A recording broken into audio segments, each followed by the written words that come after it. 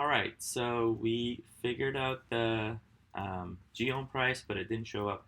And I realized why that was the case. It's because our global network was Ethereum. So let's just change that to AVAX right now, real quick. All right, so when we go here, I think over here we should see the gOhm price. So it's 297 gOhm per AVAX, which makes sense, I think, because each AVAX is, well, let's actually go and actually figure out the end result and just compare that. So to figure out the gOhm, like gOhm to some kind of stable coin, we basically have to find the relative price of AVAX to some kind of stable coin. So let's just go on Trader Joe. Yay, Trader Joe. Okay, cool. So we can come to pool, and boom, the first one over here is pretty good. MIM to AVAX, or we can do USDC to AVAX. Doesn't really matter. I'm just going to select MIM right now. Not because of any specific reason. This is just one of the places that we can look at. And let's go and take a look at this address to see what this address actually gives us. So it is a MIM address. So it's interesting. I was wishing that Trader Joe actually put the oh yeah, because on the other side is AVAX. I kind of wish that they put the pool address, but they don't put it. But it's okay. I think we can just go to holders here, and the largest holder will probably be that pool anyways. So usually these largest holders are the contracts that are the LP contracts for those tokens. So let's take a look at it, see what this guy is. Joe LP token. All right, cool. So what kind of LP token it is? If it's wrapped AVAX to MIM, then that's exactly what we want. Let's go to read contract, and over here we should have token 0 and token 1. All right, token 0. What's token 0? Magic Internet Money. Token 1 is time. Oh, so the biggest pool is actually MIM time pool. Interesting. I didn't know that. So, oh man, I'm gonna have to search all of these. I really hope the second one is the one that we want, that we are looking for. Let me actually move this over here, and close tabs to the right. All right, there we go. All right, so let's take a look at the second one. It is a LP token again. A really good way of thinking about it is actually going to ERC20. There's only two kind of ERC20 transactions that can happen in a Joe LP pool, or like any kind of Uniswap V2 LP pool, and it'll show you right. So in all of it, like for every single transaction, there will be two lines here. So like these two lines correspond to the same transaction. It's basically saying how much Magic Internet Money went out and how much wrapped AVAX came in. And this is a way better and faster way of looking at what pool it is. All right, cool. So we found what we wanted, which is the AVAX MIM pool. So let's go to our address book. Nice. Let's go here. We can basically put MIM here as well. And we've got contract MIM.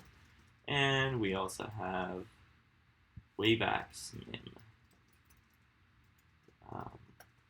WAVAX MIM. There we go. And then we do WAVAX MIM over here as well. Whoops. And we are here. Cool. So this is the pool. So I'm going to copy the pool. Paste the address here. Let's go to Magic Internet Money. This is going to be the contract. All right, cool. Now we can actually get the WAVAX price. So WAVAX price. Get relative price pair, and then we can do WAVAX MIM, and we want the output to be in MIM. WAVAX price. And this should give us the overall gOhm price. So let's see if it actually does. So it's giving us the gOhm price as like 25K. I'm guessing that's correct. It seems about right. The alternative way to check this is to kind of like go over Ethereum, the Ethereum network, and see if it's correct there. Or let's just search it, gOhm price. gOhm price, governance, ohm. Cool, looks like CoinGecko has it. All right, so it's about 25K, and if I take a look at here, this is 25K as well. It is more or less correct. This is probably like this discrepancy that you see here could be because, I don't know, like Magic Internet Money might be a little bit off from its peg, or there might be actually like some like arbitrage opportunity. Usually the closest price to the real like reality price is on Ethereum. So we can actually go on Ethereum and check over there. So let's go global context network. Let's just jump there. Change the network to Ethereum. And once we have that, we can actually like put the same kind of line over there too. gOhm price, it's going to be gOhm price over here. And let's take a look at it. Oh, let me show you what the application is actually showing. All right, let's just refresh this just to start from a clean state. And all right, so it looks like it was connecting to there multiple times, but this is 25.3. So yeah, see, like this is not necessarily wrong. Many times even CoinGecko is not having the most up-to-date price. In fact, this is actually giving you what is the quote that I would get if I went on Uniswap and tried to swap out a gOhm like right now. So if anything, these prices are more accurate because when you're caring about your liquidity, you care about how much DAI you could get like right then and there for the amount of gOhm that you're having. So this, for all intents and purposes, looks pretty good. All right, awesome. So we have the pricing info. So our application now works both on AVAX and also. All right, so let's actually change this to gOhm per WAVAX, and then we have WAVAX per MIM, WAVAX per MIM,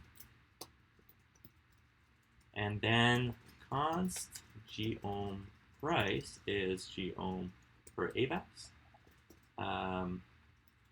This is WAVAX per gOhm because technically it means how much WAVAX you can get for one gOhm. And this is MIM per WAVAX. MIM per WAVAX. So WAVAX per gOhm multiplied by MIM per WAVAX. That'll give you the gOhm price, which is how many MIM you can get for one gOhm, and that is correct. All right, so no errors here. This is pretty much giving us all the pricing information that we need. And yeah, awesome. I think this is pretty much giving us everything that we need for the purposes of this application. And we also didn't need the decimal lookup anymore, right? Because the decimals are being looked up from the token itself. That's awesome. And another thing here is that we don't even need to have the name lookup anymore either. We can actually change this code such that it is actually retrieving the contract for every single one of them, and then we can refactor a little bit farther. So I think that would also be a good refactoring opportunity. All right. So we've got the coins here. We looked them up from the coin lookup. That's fine. I wonder if it makes sense to put everything together. So we are doing balances and we have to show them digits. Actually, no, this is what we have currently is fine. All right, cool. So another thing that we want to do is to put the overall balance that they have at the top here, maybe, right? I think that would also be a pretty cool thing to put there. So we have the ohm icon. I'm guessing we have to basically put it, let's see. Let's move this to the left. And we have this view. Yeah, so right before this is where we want to put our balance. So this makes sense. Let's put some view here and then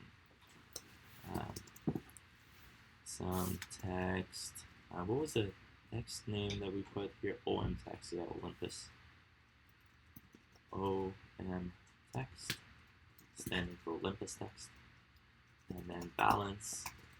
And then we can basically put the entire balance of the user here. And we can actually calculate the const balance in USD. So right now, let's just set this to 0. And then we can calculate it. So balance in USD.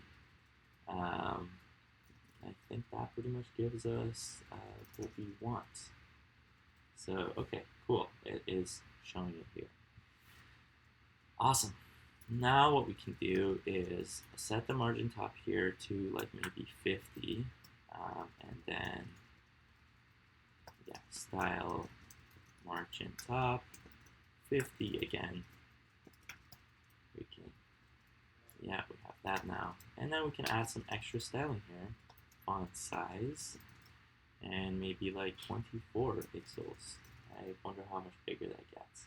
Actually, let's go even higher and put 30 or something like that. That's pretty nice. And when we get the balance in USD, this is actually pretty simple. We pretty much have to take all their balances that they have in different coins and multiply it by their prices, right? So, I wonder if I can do this all in one line. That'll be fun. So balances dot map, and then it'll be balance, and then the index, right? Actually, the prices are a lookup, but balances are an array. So I'm wondering if it would make sense to do the prices. Yeah, let's start with prices. So let's go here and do object.entries and then prices, right? And then we do map, and what we're gonna get here is price and then index. And then what we can do here is multiply by the price by the balances at that index that they have, right? Sorry, INDEX, there we go. And after we do that, we can reduce this. And we do AB, A plus B, and that'll give us the balance in USD. Let's see if that is correct. It gives us not a number. Let's see what was wrong here. So I'm guessing the problem is most likely coming from here, where I am getting the price and index. I'm pretty sure this should be in an array. I'm definitely doing that wrong here, I'm sure. So why is price a string?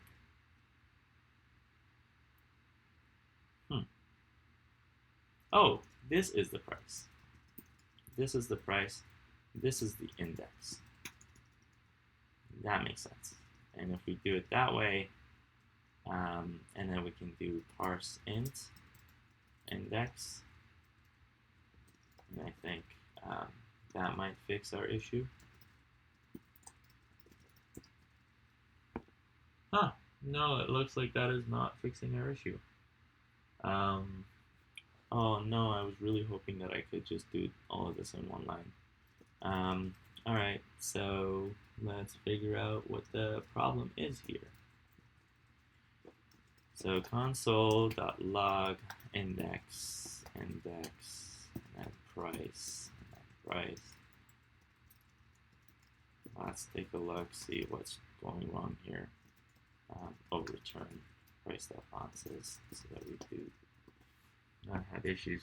So we have index and we have price. That doesn't seem to be an issue. And we have like multiple different indexes and all that stuff. Oh yes, but that index is the coin ID. It's not the, that's the coin ID, yeah. So let's go change this to coin ID. And there's going to be index after that. Okay, so index. All right, cool. So if we do it this way, this should pretty much give us the index, and that should give us the total balance. Yay! All right, cool. This is a humongous number. I need to trim it a little bit, so let's just do 2 fixed and maybe like 2 decimals here. Still too big, honestly. We might have like a whole formatter function that basically shows how much balance the user has. But so far so good. It actually like is retrieving all the balance from somewhere. And let's see if this actually works on AVAX. Network. Let's go here. AVAX. So on the Avalanche network, this changes the balance to 0, which is great. And then if we just simply find some gOhm on AVAX, so snow trace governance ohm, and if we take a look at it, it does not seem to be here. Let's just go and find it from our address book. All right, so we've got gOhm here, and then we go back here, take a look at that token, and then we can go to the holders tab. Awesome. And we can find, let's go like, for example, like to the last part so that we don't really have like some really, really big number in there. I just want it to be a little bit more realistic. All right, cool. Let's see, address. All right, this guy should have a little bit of gOhm and some balance in there. So let's see if this actually fixes it. Yeah, cool. So it looks like they have this much gOhm and their balance is $934, which is about like $1,000. All right, sick. It's really cool. This is a much more realistic kind of use case of the application. I don't really think we're gonna look at the balances of the like the Olympus treasury all the time. So, all right, awesome. So that's a pretty good milestone so far. Next, I guess we're gonna think about sending and receiving money. That's gonna be pretty fun.